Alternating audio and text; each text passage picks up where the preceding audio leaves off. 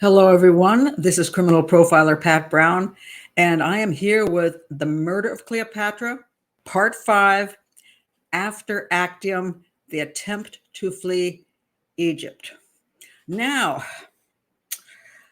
if you've been watching the Netflix show, which is not, I think, a very good depiction, but I'm using it because they're including a lot of things in the show about the history, because they brought in historians to talk about the history. And they are following the traditional historian route, which has been pretty much following the works of Plutarch, um, who was an ancient writer. You could call him a historian, but I question that. He wasn't around in the time of Cleopatra. So a lot of what he puts in his writings, really questionable stuff. And he likes to, in my opinion, dramatize, exaggerate, and of course, trash Antony and Cleopatra because, yeah, he's trying to pump up Rome and say Octavian's the greatest. And boy, glad he dealt with those two. So, in response to a lot of what I had read, I wrote this book, The Murder of Cleopatra. And I've been going through this book, only little teeny pieces of it, because it's a fairly thorough book on my analysis of the history of Cleopatra, her life and death. And where did we leave off last time in part 4? Well, we left off with Actium, and the Queen Cleopatra series in Netflix pretty much did, again, the traditional and said, no, Cleopatra messed all that up. She screwed up the whole plan for Antony and caused them to lose the battle. And then she just dumped him right there, jumped on her ship and flew out of there. And Antony, he loves her so much. He ignored his men and he fled after her. And and now they've run away from Actium, and he's deserted his people and gone with his wife back to Egypt. And that is where, that's kind of where now they pick up in the Netflix series of what happened when they got back to Egypt. Okay, well, I'm going to tell you, it's nothing like they show in the series, because all they talk about in the series is how pitiful the two of them were. Just totally pitiful. And I'm going to get rid of that understanding that keeps floating around, which is not, in my opinion, supported by the evidence. So in this series, yeah, here you see Antony's already drinking himself to death. So what had happened was they were up at Actium, and now they've come back. This is Alexandria. They did return to Alexandria together, and now they're there. Now, things aren't good. They did lose the Battle of Actium, which means that essentially they lost their grip on Rome, and they're about to lose their grip on Egypt, because Octavian, who won the battle, he is going to come after them at some point. Now, I want to point this out because this is all so important. Today, if Octavian wanted to come to Alexandria, he'd jump on a plane and he'd bring the Air Force, and he'd be there in 3 hours. But this is not today. This is way back when, and we're talking 2,000 years ago. So they had to either march their army, or they had to bring their ships, or both. And this was going to be his intention, to bring his army and his fleet. And he has to go all the way around here with the army. And then he's got to come into Egypt around this area. And then he's got to go down the Nile and up the Nile to Alexandria with his army. And he'll have his fleet do the same. Some might be over here, but the good portion of them are coming down here carrying all the supplies for the army. And so they're going to be coming, but how soon? First, he's got to regroup. He's got to deal with politics back in Rome. He's got to try to pay off some of those people who've been, all the military people. It's one reason he wants to get to Egypt and get a hold of all the treasures of Egypt so he can pay everybody back there in Rome. But he's got things he's got to deal with. So the question was, how long would it take Octavian to go from Rome all the way around to Egypt? And when could he even start out? Now, again, as I pointed out before, Octavian was not the healthiest guy. And there's always a possibility of assassination. So, well, they're down here, and now they're down in Alexandria, Cleopatra and Antony. They can hope that Octavian kicks the bucket, or somebody helps him kick the bucket, and therefore he will stop being a threat, and they can regroup. But if he doesn't die, essentially, he will start coming this way. How long will it take him? Okay, it ended up taking him about a year. So they had time to work with. It's not like he showed up the next week and they just might as well just get drunk. He's coming. Let's get drunk, give up. No, they had time to work with. But what happens in the Netflix series, and a great many others, is they talk about nothing that they're doing proactively. Let me read you what Plutarch says. And this is exactly what Netflix just went right with. All right. So here we have Plutarch imagines his state of mind. After Antony reached the coast of Libya and sent Cleopatra forward into Egypt, he had the benefit of solitude without end, roaming and wandering about. And apparently he was in a fit of depression and he attempted to commit suicide.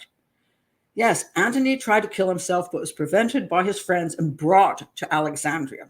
Now, in the Netflix series, the historians claim he was in clinical depression. All right, first of all, Plutarch wasn't there. I don't know that he could hear from anybody exactly what Antony's state was, that he was really this depressed. How did they actually know? And I'm thinking he made most of it up. And so in his mind, he would be depressed if he were Antony. So let's write that into the story. So we don't know that that's true. So we have Antony comes to Alexandria, and we hear more about these things in Alexandria, about his depression.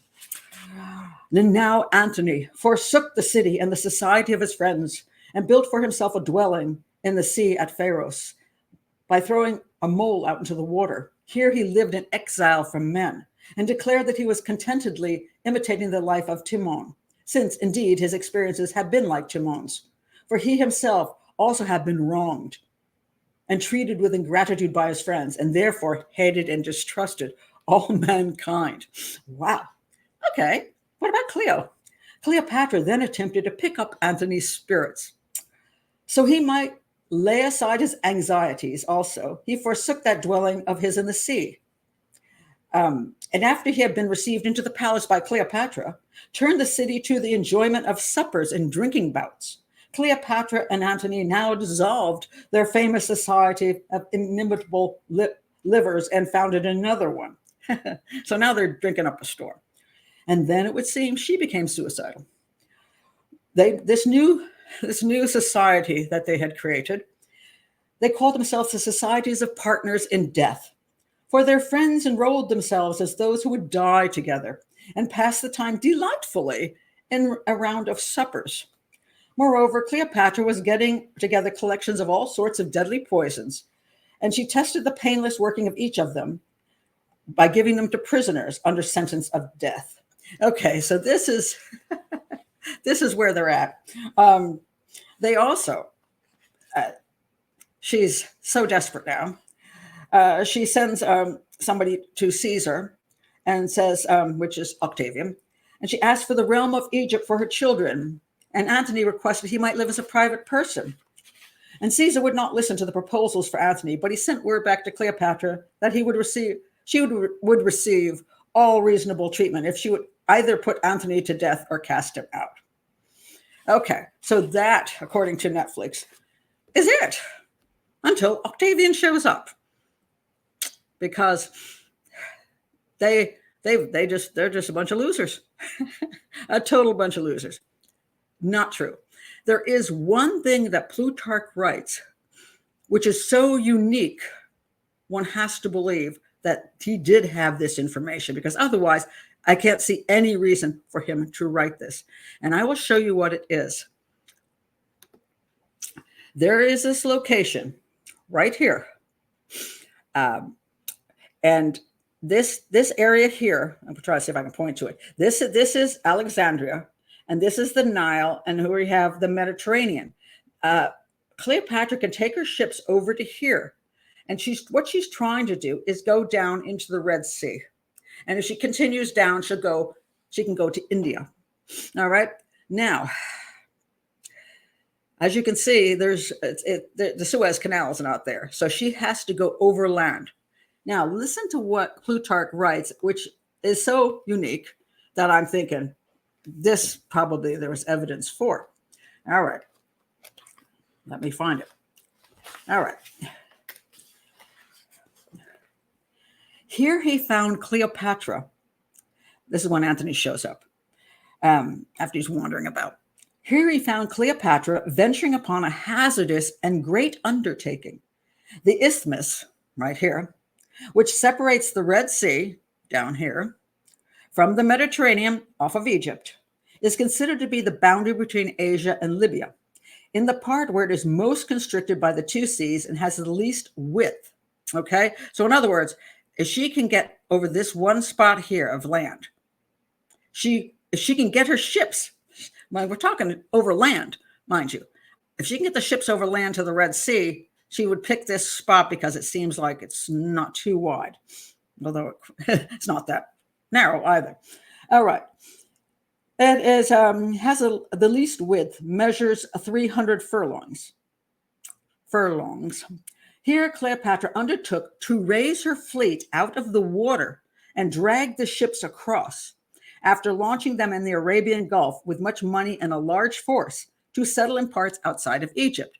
In other words, if she can get over here, she can settle elsewhere. And of course, she's left Egypt before, and so have her ancestors. When times are tough, they go away, hope that the person who took over would maybe die or leave or get weak, and they come back and take over. All right, so what do we have here? Thus she would escape war, if she could do it, and servitude. But since the Arabians about Petra burned the first ships that were drawn up, and Antony still thought that his land forces at Actium were holding together, she desisted and guarded the approaches to the country. All right, so what happened here? All right, so she tried to bring them out, but she had pissed off the people in this area. And so they burned up her ships. Now, it doesn't say how many she got out, but I mean, how many got burned up. But I'm going to say she started across and it didn't go well. And so the rest of her fleet, she said, okay, never mind. So she backed off. That was attempt 1 to leave Egypt. Now, once that happened, what was she going to do? All right. 2 options. All right. And she had to take one of these options. Otherwise, she would just be drinking with Antony and waiting for the end. She's not that kind of ruler, and she's not that kind of person. She is a fighter, and she's very, very, she comes up with strategy. She's a strategic queen. All right. So what did she do? All right. Let me show you the 2 options. Now, there's this little red dot here. All right.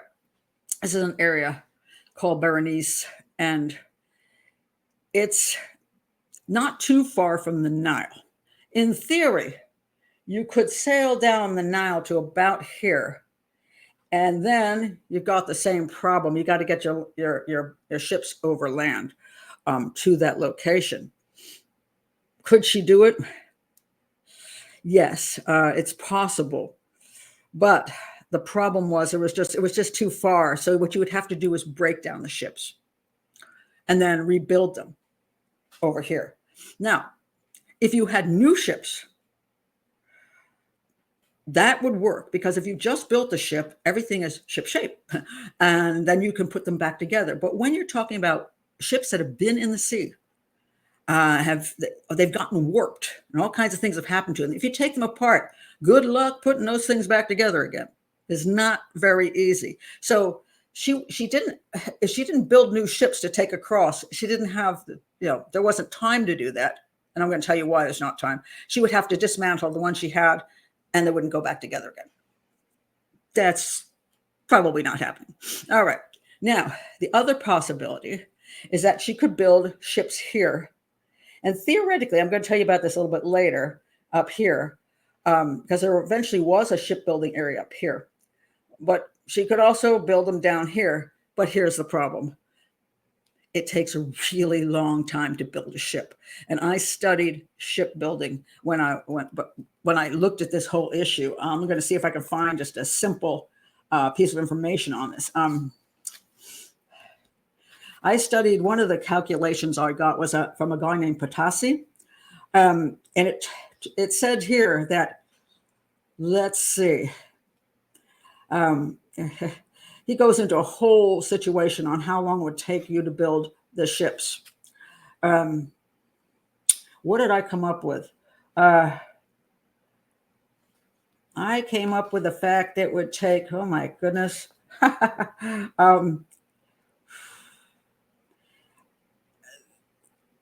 yeah, it would take, sorry, I'm trying to find out how much I saw it would take, because it would be crazy.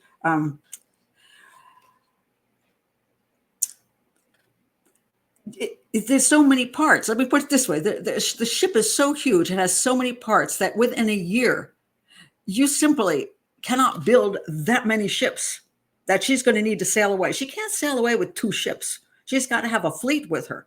And so she can bring all the men with her and bring all the treasury and all of that. So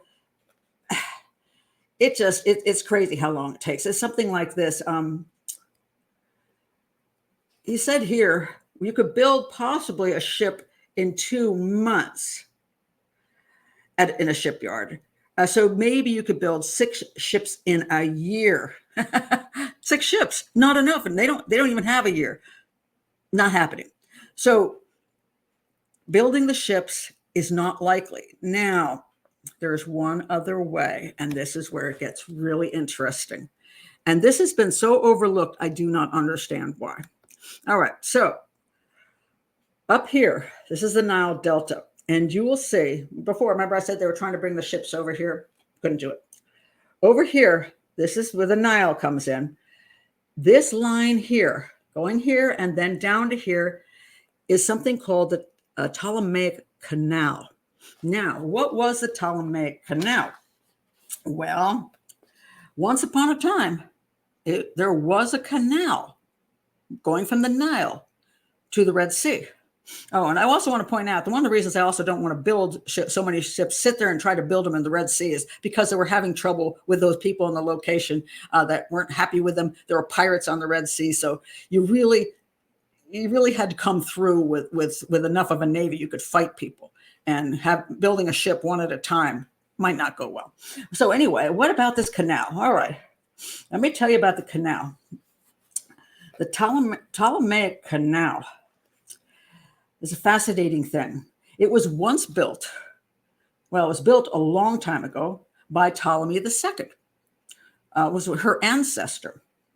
And they, at the end of the canal, over right here, they had a shipbuilding area.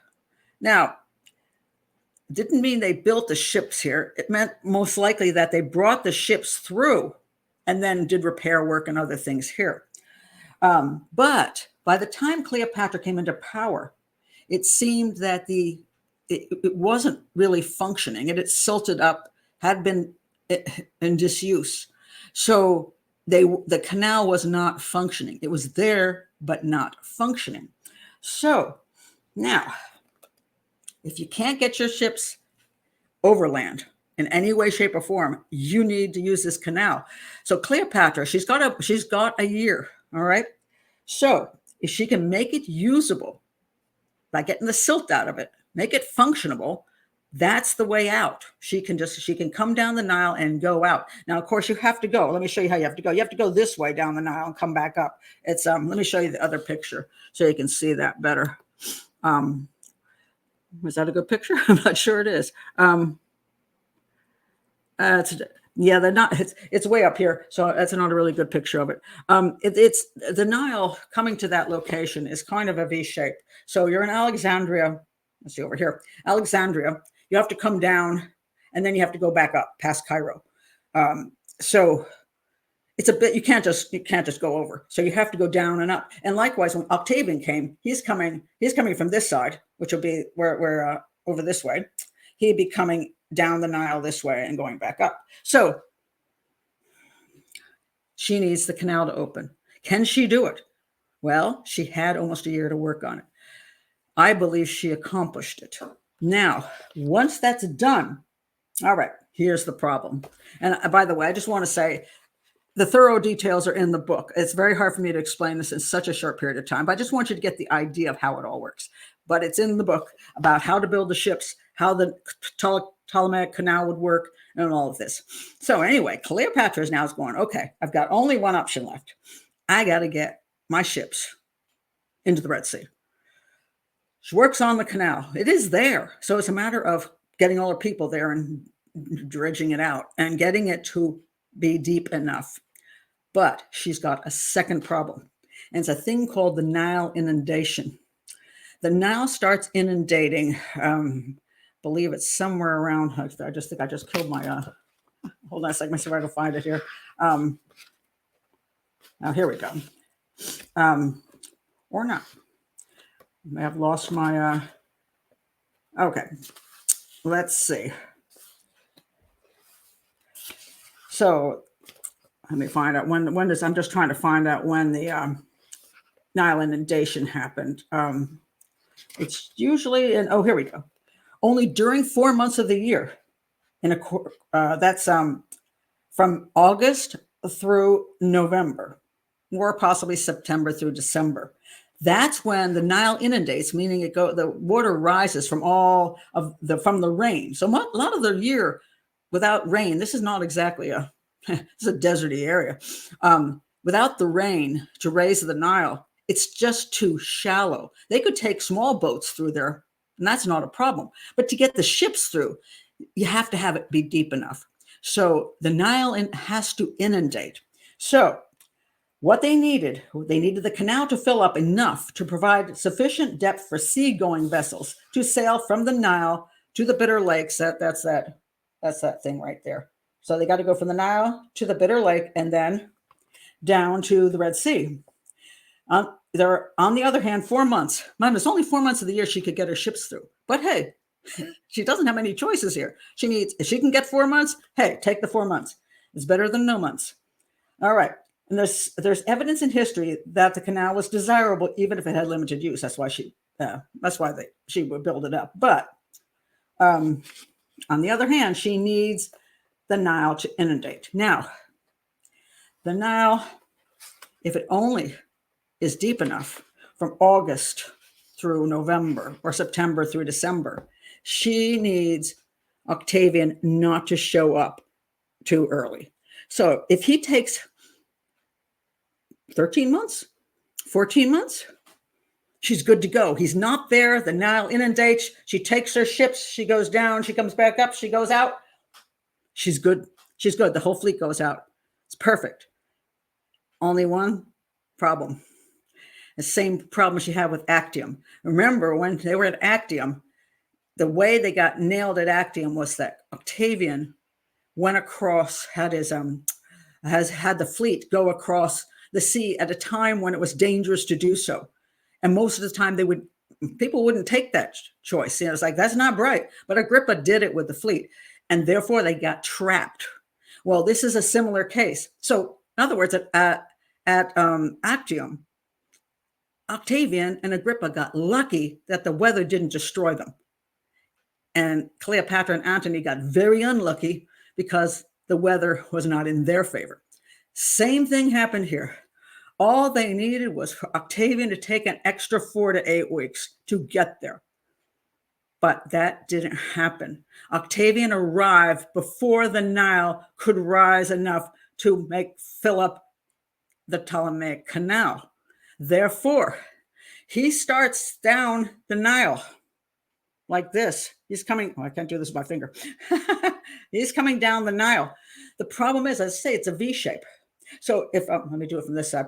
So if Octavian, I got my hand straight here. If Octavian's coming down the Nile like this with his ships and the army, there's no way that Cleopatra can leave Alexandria and go down and come back up because he's in the way. So as soon as he starts coming down that Nile, he blocks their ability to get to the Ptolemaic Canal. And even at that point, once he passed this point, so this is where they would have to cut over. Once he's gotten this far, they're done because they can't pass his army and fleet to get to the canal. So if he hadn't been there, if he hadn't made it there, they could have sailed out of Alexandria, down the Nile, up the Nile, and out. But Octavian beat them to the punch. So now they are stuck. There is no way out of Egypt. And on part 6, I'm going to take up what did they do then? Because Cleopatra, as I say, is not one to quit. So she's still got one more attempt to get out of Egypt. So I'm going to get into all of that in the next section. I'm going to talk about the death of Antony, which I also think was completely incorrect. I'll be talking about how it's claimed that she hid in her tomb, which she did not hide in a tomb. And I have archaeological proof of that. And of course, I will, by the end of the show, get to how she got captured and how she died. Of course, I got rid of the snake in the Discovery documentary. So yes, no snake, but I'll also say she was murdered. And I believe that the evidence supports that. So got a lot more to go, but I hope you've enjoyed this and I haven't confused you too much. I say it's very detailed and you have to really read the book to understand all the evidence that I use to support the idea that she did not give up and she opened up the Ptolemaic Canal with the hope of fleeing the country with the ships to the Red Sea. And she just had really bad luck again. Poor Cleopatra. She tried so hard. She really did. So anyway, I will see you next time with part 6. So hope to see you then. And if you haven't been to my channel and you're enjoying the Cleopatra show, please do like and subscribe and check my playlist for other cases. Bye.